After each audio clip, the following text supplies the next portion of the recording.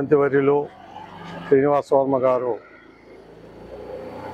ఇక్కడికి వచ్చినప్పుడు వారి ట్రస్ట్ తరఫున 5 లక్షల రూపాయలు అందజేస్తామని చెప్పారు. ఆ విధంగా ఈరోజు మా యొక్క రాష్ట్ర ప్రధాన కార్యదర్శి దయాకర్ గారి ద్వారా ఇక్కడికి వచ్చి వారికి 5 లక్షల రూపాయల చెక్కు అందజేయడం జరిగింది.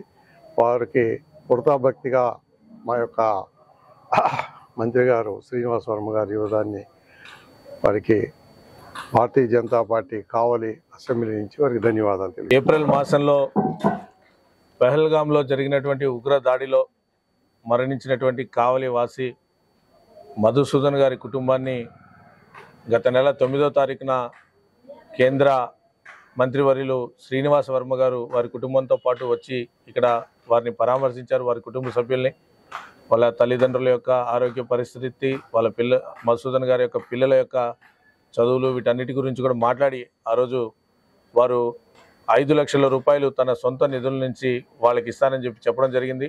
అదే మాట ప్రకారం వారు ఇక్కడి నుంచి వెళ్ళినటువంటి 4 రోజుల్లోనే చెక్ను పంపడం జరిగింది. మధ్యలో వీళ్ళెవరు కూడా అందుబాటులో లేకపోవడంతో ఇవాళ కావలిలో వారి గృహంలో మధుసూదన్ గారి శ్రీమతి, కీర్తిశేషులు మధుసూదన్ గారి శ్రీమతి కామాక్షి గారికి 5 లక్షల రూపాయల యొక్క చెక్ని అందించి పిల్లల యొక్క చదువుల కోసం దాన్ని వాడుకోవాల్సిందిగా కూడా సూచన చేయడం జరిగింది.